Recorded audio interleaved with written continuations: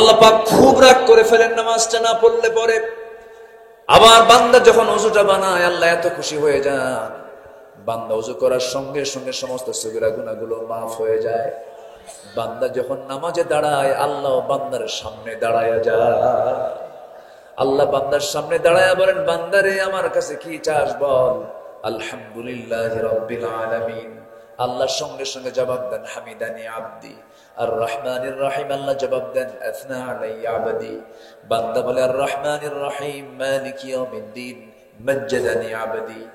ইয়াকা না'বুদু ওয়া ইয়াকা নাস্তাঈন পর্যন্ত যখন বান্দা বলে, আল্লাহ বলেন, হাদা বাইনি ওয়া বাইনা আবদি। বান্দা তুই আমার কাছে কি চাস, প্রাণ খুলে চা। ইহদিনাস সিরাতাল মুস্তাকিম থেকে শুরু করে নিয়লাদ্দালিন পর্যন্ত যখন বান্দা বলে, আল্লাহ বলেন, বান্দারে নামাজে দাঁড়িয়ে দাঁড়িয়ে এতক্ষণ ধরে তুই যা চাইলি সমস্ত চাওয়া আমি আল্লাহ রাব্বুল আলামিন কবুল করে নিলাম। আল্লাহু আকবার। বান্দা যখন রুকুতে দাঁড়ায়, রুকুতে যায়, আল্লাহ তখন অস্থির হয়ে যান। বান্দা যখন সিজদায় পড়ে যখন তাসবিহ জপা শুরু করে দেয়, আল্লাহ ফেরেশতাদেরকে ডাক দিয়ে বলেন, ফেরেশতারা দেখো কেমন করে বান্দা আমাকে সিজদা দিচ্ছে। এই বান্দার তামাম জিন্দেগীর সমস্ত গুনাহগুলো মাফ করে দিয়ে আমি আল্লাহ তার জন্য জান্নাতের বাজেট পাস করে দিলাম। জোরে বলি সুবহানাল্লাহ, আরো জোরে বলি সুবহানাল্লাহ। সে নামাজ কি সবাই পড়তে চান না ভাই? সবাই কি নামাজ পড়তে চান? কয় ওয়াক্ত নামাজ বলেন? কারা কারা পড়বেন মাহফিলকে আমরা সফল করতে চাই? একটু হাত উঁচু করে দেখান তো। জোরে বলি ইয়া আল্লাহ, আরো জোরে ইয়া আল্লাহ। আমাদেরকে 5 ওয়াক্ত সালাত আদায় করার তৌফিক তুমি আল্লাহ দিয়া দাও। জোরে বলি আমিন, আরো জোরে আমিন, আরো জোরে আমিন। কষ্ট দিয়ে ফেললাম মনে হয়। হুজুর মাহফিলে না আসলে তো এই ওয়াদা করা লাগতো না। এই ওয়াদাটা রক্ষা করলে পরে আল্লাহর উপকার না বান্দার উপকার? বান্দার উপকার। বান্দা নামাজ না পড়লে আল্লাহর কোনো যায় আসে? আল্লাহর কোনো যায় আসে? ওয়ালাম ইয়াকুল লাহু কুফুয়ান আহাদ। আল্লাহ রাব্বুল আলামিন নম্বর 14 আয়াতে সূরা নিসার 14 নম্বর আয়াতে বলছেন, ওয়া মান ইয়াসিল্লাহা ওয়া রাসূলাহু ওয়া ইয়াতাআদ্দা হুদুদাহু ইউদখিলহু নারান খালিদান ফিহা ওয়া লাহু আযাবুন মুহিন। জোরে বলুন আল্লাহু আকবার। নম্বর 3 হলো আল্লাহ এবং রাসূলের চরম অবাধ্যতা। আল্লাহকেও মানে না, রাসূলকেও মানে না, আল্লাহর আইনকে মানে না, নবীজির বিধানকে মানে না, এমন লোক বুঝি বাংলার জমিনে একটাও খুঁজে পাওয়া যাবে না। আসতে বলবেন না, আছে না নাই? আছে না নাই? আল্লাহ বলছেন, বান্দারে এমন চরিত্র যদি তোর হয়ে থাকে আমি তোকে স্থায়ী জাহান্নাম দেব। কি জাহান্নাম বলেন? স্থায়ী জাহান্নাম মানে তার জাহান্নাম থেকে বের হওয়ার কোনো সুযোগ নাই। আমার বন্ধুগণ, মারাত্মক অপরাধ এটা, মারাত্মক অপরাধ এটা। এই অপরাধের কোনো ক্ষমা হবে না। আমার নবীর বিরুদ্ধে, আল্লাহর বিরুদ্ধে কথা বলার মতো এরকম কিছু কালপিট আমার দেশেও আছে। আমার বন্ধুগণ রাসূলকে গালি দিয়েছে, আল্লাহকে গালি দিয়েছে, ইসলাম নিয়ে কটূক্তি করেছে, বাজে কথা বলেছে, এমন কিছু কুলাঙ্গার আমার দেশে আছে না নাই? আসতে বলবেন না, আছে না নাই? আমরা মাহফিলের এই প্ল্যাটফর্ম থেকে এটাও জানায় দিতে চাই, ওদেরকেও অবশ্যই আইনের আওতায় আনা হোক। কি ঠিক কিনা বলেন? আনার দরকার আছে কিনা বলেন? সুযোগ এসেছে, এইগুলোকে আমরা অবশ্যই কাজে লাগাবো। জোরে বলি ইনশাআল্লাহ, জোরে বলি ইনশাআল্লাহ। অনেক লম্বা লম্বা কথা ছিল, শর্ট করে বলছি, একটু মনোযোগ দিয়ে কতগুলো শুনুন। নাম্বার 1 হলো মুনাফিকি, নাম্বার 2 হলো নামাজ আলস্যতা, নাম্বার 3 হলো রাসূলের আল্লাহর চরম অবাধ্যতা, নাম্বার 4 হলো আল্লাহর সাথে শিরিক করা, আল্লাহর সঙ্গে শিরিক করা। শিরিকের মতো অপরাধ আল্লাহ কখনো মাফ করবেন না। শনিবারে বাঁশ কাটা যাবে না, আছে নাকি? সকালবেলা বাকি দেওয়া যাবে না, মঙ্গলবারে বিয়ে হওয়া যাবে না, বৃষ্টির মধ্যে যারা বিয়ে হবে সারা জীবন তারা চোখে পানি ফুরাবে না, আছে কিনা? এগুলো কয় না, একটু বলে। ট্রাকের পেছনে ছেঁড়া জুতা ঝুলে রাখছে। বহুদিন আগে এক ট্রাকের ড্রাইভারকে ডাক দিয়ে বললাম, ভাই রে, এই ট্রাকের পেছনে ছেঁড়া জুতা রাখার কি দরকার? হুজুর বুঝবেন না, বদনজর। বদনজর কি নজর? বদনজর থেকে বাঁচার জন্য ছেঁড়া জুতা ঝুলায় রাখছে। কথার শিরিক হয়, চিন্তার শিরিক হয়, কাজের শিরিক হয়, বিশ্বাসগত শিরিক হয়ে যায়, এই সমস্ত শিরকের কাছে যাওয়া যাবে না। দল করতে হবে কার দল? মানুষের তৈরি করা দল করলে কি হয়ে যাবে? শিরিক। বলেন কি হবে? বলেন কি হবে? শিরিক হয়ে যাবে। ইসলাম ছাড়া আরো দল দুনিয়াতে আছে না নাই? বলেন।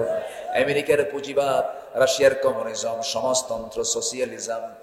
আমার বন্ধুগণ, দুনিয়াতে ইসলামিজমের বিপরীতে 70 থেকে 80টি মানব রচিত মতবাদ আছে। এই সমস্ত মতবাদগুলো মানুষ বানাইছে মানুষের সুখের জন্য, মানুষ বানাইছে মানুষের নিজের আত্মপ্রতিষ্ঠার জন্য, মানুষ বানিয়েছে মানুষের নিজের সুবিধার জন্য, কিন্তু ইসলাম দিয়েছেন বান্দার সুবিধার জন্য। জোরে বলেন সুবহানাল্লাহ। প্রত্যেকটা মতবাদের পেছনে আপনি ভুল খুঁজে পাবেন। আমেরিকাতে একটা আইন পাস হয়েছিল, যে সূরার যে আয়াত থেকে আমি আলোচনা করছি তার 2 নম্বর আয়াত আগে আয়াত আল্লাহ তাআলা মিরাস নিয়ে আলোচনা করেছেন, মিরাসের সম্পত্তি অংশ বন্টন নিয়ে কথা বলেছেন।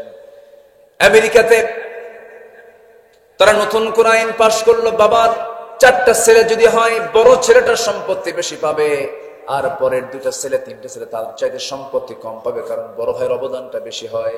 এই আইন পাশ করার 10 বছরের মাথায় দেখা গেল কোন পরিবারের বড় ভাই নাই, সব বড় ভাই খুন হয়ে গেছে। কি হয়ে গেছে? খুন হয়ে গেছে। এটা মানুষের তৈরি কোন আইন। এখানে কোনদিন স্থায়ী সমাধান হবে না। আমার দেশের সংবিধানের সংশোধনী আছে না নাই? আছে। শুধু সংশোধনই হচ্ছে, কিন্তু সংশোধন হতেইছে, জাতির কোনো পরিবর্তন হচ্ছে না। কিন্তু আল্লাহ তাআলা যে সংবিধান দিয়েছেন তার কি কোনো সংশোধন দরকার আছে? সংকোচন দরকার আছে? তারপরে সংযোজন দরকার আছে? তাহলে সংযোজন লাগবে না, সংকোচন লাগবে না, কিচ্ছু লাগবে না। শুধু রেডি করার সংবিধান কোরআন শুধু পার্লামেন্টে পৌঁছে দিতে হবে মুসলমান।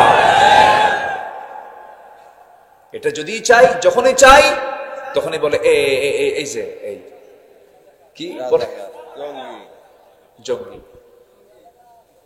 মৌলবাদী, রক্ষণশীল। দেখেন না ভাষাগুলো কি মনে হয় কি যেন হয়ে যাচ্ছে একটা, কিচ্ছু না। জুতা পেটা করা দরকার বেয়াদবদের। ওরা নিজেরও মানতে চায় না, কাউকে মানতে দেয় না। ওরাই তাগুত। ওরা কি বলেন? ওরাই তাগুত। আমরা তাগুতের বিরুদ্ধে অবস্থান নেব। জোরে বলে ইনশাআল্লাহ। শিরিকের কাছে যাব না। জোরে বলে ইনশাআল্লাহ। আল্লাহর দল ছাড়া অন্য কোন দল করা কি বলেন?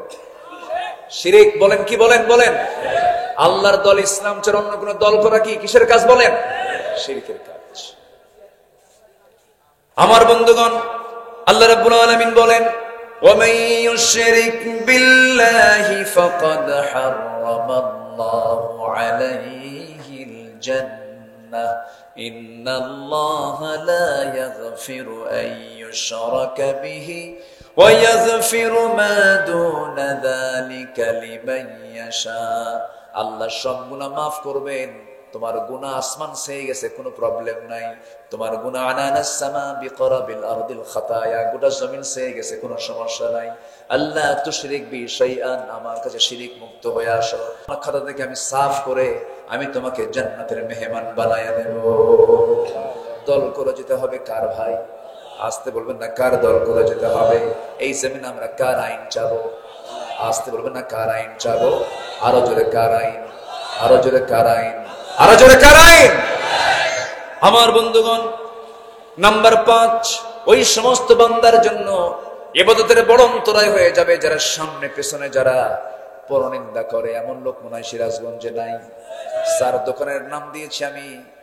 4 দোকানগুলো আছে না কিছু, 4 দোকান গীবত খানা। ওটা কি খানা বলেন তো? গীবত খানা। 4 দোকান মানে হচ্ছে গীবত খানা, শুধু গীবত আর গীবত। ওই চৌরাস্তার মোড়ে, ত্রিমোহনীর মোড়ে একটা 4 স্টল নিয়ে বসে থাকে, চা খায়। আর জানো কি হয়েছে জানো? এই যে কি হয়েছে জানো, এই কি হয়েছে জানো, এটাই হলো সামনে আর পিছনে কি করা? পরনিন্দা করা। এই পরনিন্দা যারা করবে তাদের জন্য রহমত না ধ্বংস? একটা সূরা আছে, যারা পারেন আমার সঙ্গে ঠোঁট মিলিয়ে বলেন। নামাজ তো পড়ি, অর্থ অনেকে বুঝি না। আল্লাহ রাব্বুল আলামিন বলেন, কোন সূরা? ওয়াইলুল লিকুল্লি হুমাযাতিল লুমাযাতিনিল্লাযী জামা'a মালাহু ওয়া 'আদ্দাদা ইয়াহসাবু আন্না মালাহু আখলাদা কাল্লা লায়ুনবাযান্না ফিল হুতামাতি ওয়া মা আদরাকা মাল হুতামা নারুল্লাহিল মুকাদা التي تطلع على الأفئدة إنها عليهم مؤصدة في عمد মুমাদ্দাদা। এর মধ্যে এই সূরার মধ্যে দাদা শব্দ আছে না নাই? ছোট্ট একটা মেয়ে একদিন আমাকে বলে, হুজুর এই সূরার মধ্যে দাদা আছে, নানা নামে সূরা নাই। দেখছেন, ও শুধু দাদা খুঁজে পাইছে, কিন্তু এই সূরার মধ্যে এত ভয়ঙ্কর কিছু কথা আছে। আল্লাহ রাব্বুল আলামিন ওয়াইল নামক দোজখের মধ্যে তাকে ঢুকায় দিবেন, যারা সামনে পিছনে যারা পরনিন্দা করে। আমার শাহিন ভাই নাই, সেই জায়গায় একজন লোক যদি আরেকটা লোকের সামনে যদি শাহিন ভাই ব্যাপারে কোনো কথা বলে যা তার জন্য কষ্ট হবে, এই লোকের জন্য জাহান্নাম। এই লোকের জন্য কি বলে? জাহান্নাম। এই গীবত গুলো করা যাবে না। তবে হ্যাঁ, হয়তো বলবেন হুজুর যারা আকাম কুকাম করবে তাদের ব্যাপারে যদি কথা না বলি, তাহলে তো আকাম কুকাম যে তারা করছে এটা যাদের সামনে স্পষ্ট হচ্ছে না। কিছু কিছু প্রবলেম হলো জাতীয় প্রবলেম। যারা জাতীয় অপরাধ করবে তাদের অপরাধগুলো প্রকাশ করার দায়িত্ব আছে না নাই? বলেন, আছে না নাই? আচ্ছা, এই প্রকাশ্য গুনাহ যারা করবে, প্রকাশ্য অপরাধ যারা করবে, তাদের কথাগুলো সবার সামনে স্পষ্ট করে দেওয়ার দরকার আছে না নাই? আচ্ছা, এই ব্যাপারে আজকে আর কথা বলার সময় পাচ্ছি না। শুধু এতটুকু বলবো, আমরা ইবাদত কবুলের জন্য এই মুখে কোন পরনিন্দা, গীবত, বহতান, মিথ্যা কথা বলা যাবে না। মুখটাকে পরিষ্কার করবো আমরা। ওয়াকুলু লিন্নাসি হুসনা। যদি কথা বলতে চাও সুন্দর সুন্দর কথা বলো, বেফাঁস কোনো কথা বলো না, বাজে কোনো কথা বলো না। এই দুনিয়াতে একজন ব্যক্তির রেকর্ড যার জীবনে কোনোদিন কৌতুক করে মিথ্যা কথা বের হয় নাই, তার মুখ থেকে জীবনে একটাও মিথ্যা বের হয় নাই। তিনি অন্য কেউ নন, তিনি আমার কে বলেন? মুহাম্মদ সাল্লাল্লাহু আলাইহি ওয়াসাল্লাম। আহারে, রাসূল জীবনে একটা মিথ্যা কথা বলেন নাই, কৌশল করেও কথা বলেন নাই, কৌশল করে টেকনিক করেও মিথ্যা কথা বলেন নাই। আমরা তার উম্মত, আমরা খেলতে হাসতে হাসতে আমরা মিথ্যা কথা বলে ফেলি না, কখনো করা যাবে না। আমার বন্ধুগণ, আমার ভাইরা, নাম্বার 6 হলো আল্লাহকে ভুলে থাকা এবং মন্দ কাজের আদেশ করা। এই সমস্ত কাজগুলো মুনাফিকদের কাজ। আল মুনাফিকুনা ওয়াল মুনাফিকাতি বা'দুহুম মিন বা'দ ইয়া'মুরুনা বিল মুনকারি ওয়া ইয়ানহাউনা আনিল মা'রুফ ওয়া ইয়াকবিদুনা আইদিয়াহুম। জোরে বলি আল্লাহু আকবার। আল্লাহ রাব্বুল আলামিন বলছেন, মন্দ কাজকে তোমরা প্রমোট করো না। বিগত 16 বছর আমার দেশে দেখেছি অধিকাংশ ওয়াজ মাহফিল, তাফসীর মাহফিলের যে সভাপতি, সে থাকে আবার যাত্রা কমিটির সভাপতি। ঠিক কি না? Double standard. সে আল্লাহকে খুশি রাখছে, শয়তান আবার বেজার হওয়ার কি দরকার? দুই দিকেই থেকেছে না। ইমানদার দুই দিকে থাকবেন। ইমানদার থাকবে কার দিকে? আসতে বলবেন না, কার দিকে? আল্লাহর দিকে। নাম্বার 7 হলো আল্লাহ রাব্বুল আলামিন বলছেন, শয়তানের যারা পদাঙ্ক অনুসরণ করবে তাদের ইবাদত কবুল হবে না। জেনা করা কি? বলেন। সুদ খাওয়া কি? এলাকায় মনে হয় সুদ নাই, এখানে লিখে দিচ্ছে একজন, সুদ সম্পর্কে বলবেন। এটা না দেখলেও তো বলতাম, আপনাকে দেখে বলতে হবে আমার। এখন তো আরো সুযোগই নাই। আরো আগে তো নয় একটু চিন্তা ভাবনা করতাম, কি চিন্তা করিনি, আগেও চিন্তা করিনি। যারা আমাকে শুনেছেন, এই পাবনাতে, সিরাজগঞ্জই তো বৃহত্তর পাবনা, আমি আলোচনা করছিলাম, হঠাৎ করে দই বাজারে একদম বাম দিক থেকে ফায়ার শুরু হয়ে গেল, গোলাগুলি শুরু হয়ে গেল, চরম ভাবে মারামারি শুরু হলো। আমাকে হত্যার পরিকল্পনা ছিল সেদিন। একজন চাকু নিয়ে, ছুরি নিয়ে আমাকে অ্যাটাকও করেছে। তাফসীর মাহফিলের একদম মূল স্টেজে সামনে প্রায় 20 থেকে 25 হাজার মানুষ। 2014 সালের ঘটনা। শেষ পর্যন্ত তারা সেখানে গিয়ে মাইক আগুন ধরায় দিল, মঞ্চ আগুন ধরায় দিল, মানুষকে ছত্রভঙ্গ করে দিল। শত শত পুলিশ সেখানে গিয়ে হিজড়ার ভূমিকা পালন করল। এরপরে 3 দিন পর শুনি যে ওই মামলার আমি হলাম 1 নম্বর আসামি। কি কথা কি বুঝতেছেন? আকাম করলো কারা আর মামলা খেলো কারা? এই হচ্ছে অবস্থা। সম্মানিত ভাইয়েরা, শয়তানের কোনো পদাঙ্ক অনুসরণ করা যাবে না।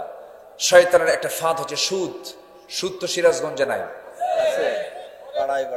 আচ্ছা, সুদ থেকে বাঁচতে হবে। জাহান্নাম থেকে বাঁচার জন্য সুদ থেকে বাঁচার দরকার আছে না নাই? বলেন তো। সুদ থেকে বাঁচতে হবে। এনিওয়ে আপনি ব্যক্তিগতভাবে হলেও আপনাকে চেষ্টা করতে হবে। সুদের ধারে পাশে যাওয়া যাবে না। আসতে বলেন, যাওয়া যাবে না। যদি আপনি সুদ খান, দোয়া কবুল করবেন না কে? আল্লাহ। ইবাদত কবুল হবে না কার দরবারে? আল্লাহর দরবারে। সুদের ধারে পাশে যাওয়া যাবে না। আল্লাহ রাব্বুল আলামিন বলেন, লা তাকুলুর রিবা আদআফাম মুদাআফা ওয়াত্তাকুল্লাহ। আরেক জায়গায় বলছেন, আহাল্লাল্লাহুল বাইআ ওয়া হাররামার রিবা। জোরে বলুন আল্লাহু আকবার। কারণ শয়তান তো বারবার সে খারাপ কাজের দিকে অর্ডার দেয়, ইয়ামুরু বিল ফাহশাই ওয়াল মুনকার ওয়ালাউলা ফাদলুল্লাহি আলাইকুম ওয়া রাহমাতুহু মা যাকা মিনকুম মিন আহাদিন আবাদা। জোরে বলুন আল্লাহু আকবার। শয়তানকে মানলেই জাহান্নামে যেতে হবে। শয়তান আমাকে আপনাকে নিয়ে জাহান্নামে যেতে চায়, কিন্তু আমার নবীর টার্গেট হলো আমার উম্মতকে নিয়ে আমি কোথায় চলে যাব? আস্তরণে কোথায় চলে যাব? আমার নবীর মায়া দয়া আমার প্রতি সবচেয়ে কম না সবচেয়ে বেশি? আমার নবী শুয়ে আছেন কোন মাটিতে? বলেন বলেন, কোন মাটিতে? যেতে কি মন চায় রে ভাই? যেতে কি মন চায়? নবী আমার মদিনায় শুয়ে আছেন। খুব সংক্ষিপ্ত জীবন পেয়েছিলেন, 63 বছর 9 ঘন্টা। কিন্তু আমার নবীর প্রত্যেকটা সেকেন্ডকে তিনি আল্লাহ তাআলা তাকে দিয়ে কাজে লাগাই দিয়েছেন। আমার নবীর ইন্তেকাল যখন হয়ে যায়, সারা জীবন আমার জন্য কেঁদেছেন, চোখের পানি ফেলে ফেলে কেঁদেছেন। ইনতু আযিবহুম ফাইন্নাহুম ইবাদুক। সেজদায় পড়ে পড়ে কেঁদেছেন। যখন তিনি দুনিয়া থেকে বিদায় হয়ে যাবেন, বিদায়ের আগের লগ্নেও আমাকে ভোলেন নাই। একটা বারের জন্য আমাকে তিনি, তার জেহেন থেকে আমার স্মৃতি মুছে যায় নাই। রাসূল যখন মারা যাবেন, মালাকুল মউত তার দরবারে হাজির হয়ে গেছে। একজন পয়গম্বরকে জান কবজ করার জন্য চলে আসছে মালাকুল মউত। সেই পয়গম্বরের নাম হলো মুসা আলাইহিস সালাতু ওয়াস সালাম। জান কবজের জন্য চলে আসছে। সে বলছে, ও আল্লাহর পয়গম্বর মুসা, আমি আনা মালাকুল মউত, জান কবজ করার জন্য আসছি। মারছেন থাপ্পড়, শীত হয়ে পড়ে গেছে। আল্লাহর কাছে গিয়ে বলছে, আল্লাহ তুমি কারে পাঠাইছো? কার কাছে পাঠাইছো? জান কবজ করবো, কোন উল্টা জান তো আমার কবজ হয়ে গেছে। আমার নবীজি দুনিয়া থেকে বিদায় নেবেন, মালাকুল মউত দরজায় হাজির হয়ে গেছে। রাসূল বলছেন, মালাকুল মউত কি বলতে চাও বলো? আল্লাহর পারমিশন পেয়েছি, জান কবজ করতে হবে, আসো আমার জানটা কবজ করে নিয়ে তুমি চলে যাও। মালাকুল মউত চলে আসছি, নবীজির বুকের উপরে হাতটা রেখেছেন। আমার নবীজি হাতটা সরাইয়া দিয়ে বলছেন, মালাকুল মউত রে, হাতের দারুণ ভার আমার কাছে মনে হচ্ছে আসমানটা যেন তুমি আমার বুকে চাপায়া দিয়েছো, উহুদ পাহাড় যেন চাপায়া দিয়েছো। আবার যখন হাত রাখা হলো, রাসূল চিৎকার মেরে বলছেন, মালাকুল মউত আমার কাছে মনে হচ্ছে গোটা দুনিয়া যেন আমার বুকের উপরে চাপায়া দিয়েছো। এই যদি হয় মৃত্যুর যন্ত্রণা, মৃত্যুর কষ্ট, সব যন্ত্রণা সব কষ্ট আমাকে দিয়ে দিবা, কিন্তু মরার সময় আমার উম্মতের এত কষ্ট হবে আমি তা সহ্য করতে পারবো না। আল্লাহু আকবার। নবীজি আমাকে ভুলেন না, একটা বারের জন্য ভুলেন নাই। রাসূল বলেন, সাহাবীরা রে, কাল হাশরের ময়দানে তোমরা যদি আমাকে কোথাও না পাও, 3 জায়গার যে কোনো জায়গায় তোমরা আমাকে পেয়ে যাবে। নাম্বার 1, তোমরা আমাকে মিজানে খুঁজবে।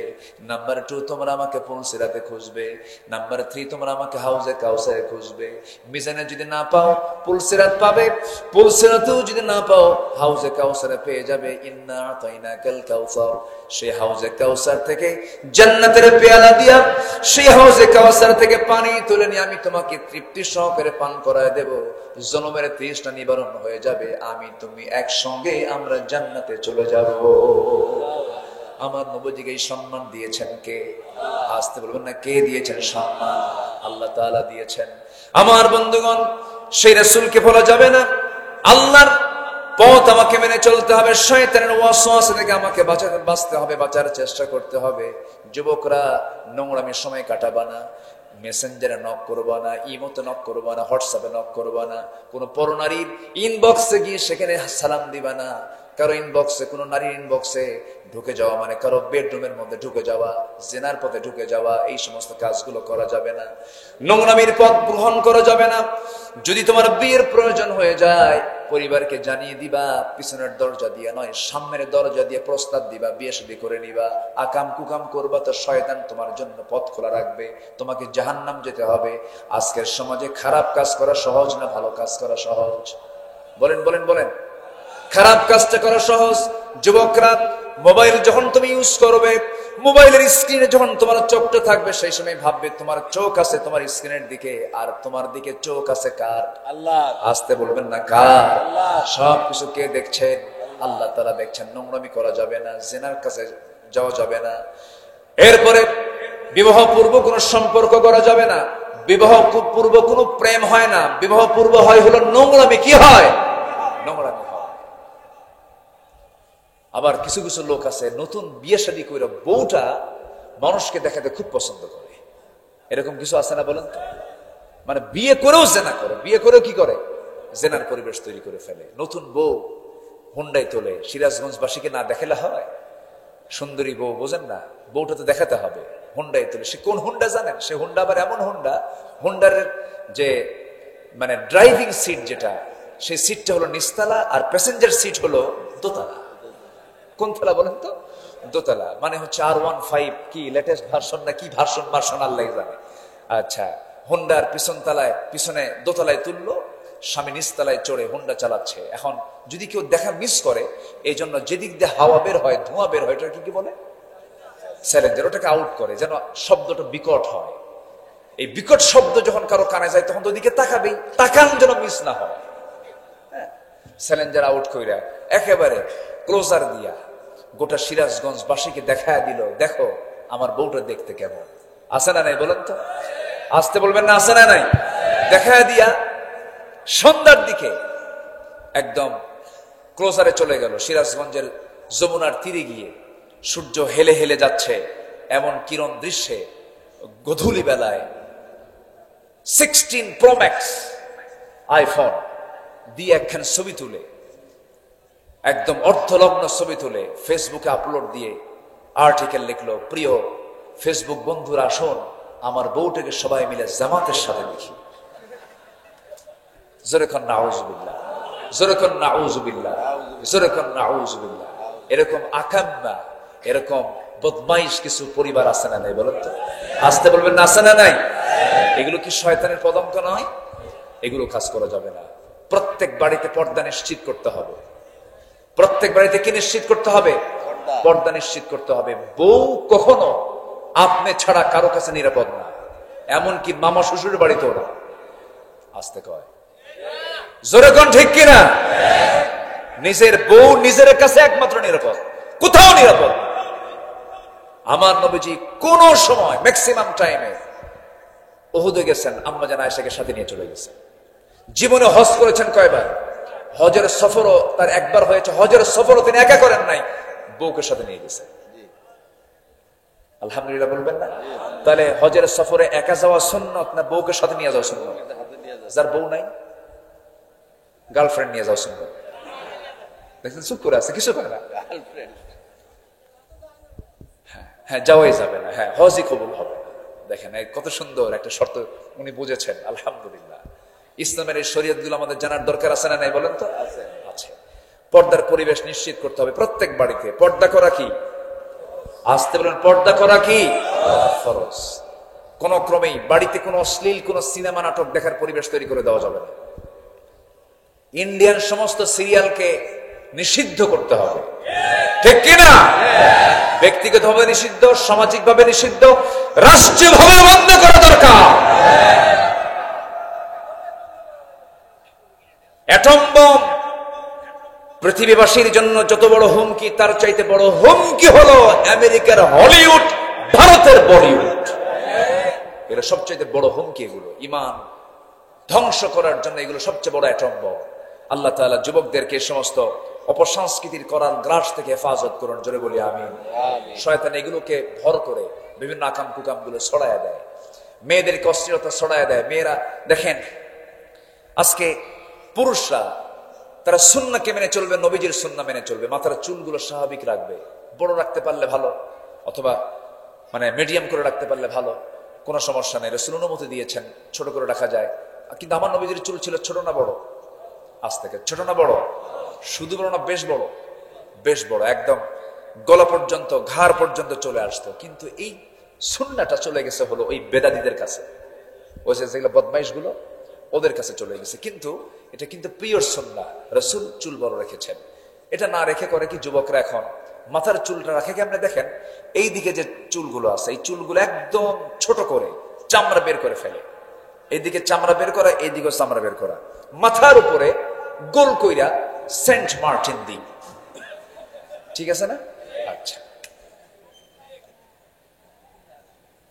যখন বলা হয় এই ছেলে তুমি এই স্টাইলটা পাইলা কোথায়, হুজুর বুঝবেন না এগুলো, আপনারা তো বোঝেন না কেন, দেখেন না বিশ্বকাপ খেলা হয়ে গেল, এটা মেসি, ওটা কি হয়েছে মেসি। আরেকজনকে বললাম তোমার এটা কি, এটা নেইমার, তুমি কে, কুত্তা। আছে না নাই, আছে না নাই? এই হলো মাথার চুল। শার্ট প্যান্টের কোনো সাইজ বাইজ নাই, নতুন প্যান্ট কিনে আনে সিরাজগঞ্জ নিউ মার্কেট থেকে, নতুন প্যান্ট, হাঁটু ফাটা। আছে না নাই? হাঁটুটা কি ফাটা, ফাটা হাঁটু নিয়ে নামাজ হবে? যে পোশাকে নামাজ হয় না সে পোশাক কি হালাল না হারাম? হারাম।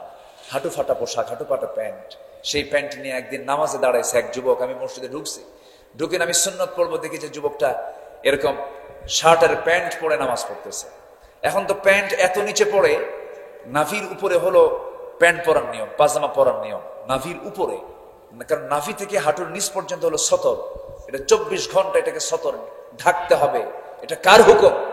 আল্লাহর হুকুম। তো প্যান্ট এমন ভাবে এখন কাটিংটাই এমন যে নাভির উপরে পরার কোনো কায়দাই নাই, নাভির এত নিচে পড়ে সীমান্ত বর্ডার, বোঝেন নাই? নামাজে দাঁড়াইছে, তো রুকুতে যখন গেছে, রুকুর ঠেলায় দেখি শার্ট উপরে প্যান্ট নিচে, মাঝখানে ফাঁকা। তো ভাবলাম এই তো রুকু, সেজদায় যে কি হবে আল্লাহ জানে। সেজদায় যখন গেছে তখন দেখি প্যান্ট খুলে আন্ডার প্যান্ট বের হয়ে গেছে। আছে না নাই? আসতে বলবেন না, আছে না নাই? যে প্যান্ট পরলে তোমার আন্ডার প্যান্ট দেখা যায়, তাহলে তোমার ওই প্যান্ট পরার দরকার। এগুলো পরা যাবে না, এগুলো সব শয়তানের পদাঙ্ক, এগুলো সব শয়তানের পথ। আল্লাহ এগুলো থেকে আমাদেরকে বাঁচান। জোরে বলি আল্লাহুম্মা আমিন, আরো জোরে আল্লাহুম্মা আমিন। নাম্বার 8, আল্লাহর ইবাদতে বান্দার জন্য সবচেয়ে বড় অন্তরায় যতগুলো, এর মধ্যে একটা অন্যতম অন্তরায় হলো দোয়া কবুলের ক্ষেত্রে, সেটা হচ্ছে রিয়া, ডিসপ্লে, লোক দেখানো। কাউকে দেখানোর জন্য আপনি যা কাজ করবেন, এই জাতীয় কাজ যদি কেউ করে, তার কোন ইবাদত কবুল হবে না। কার দরবারে? আল্লাহর দরবারে।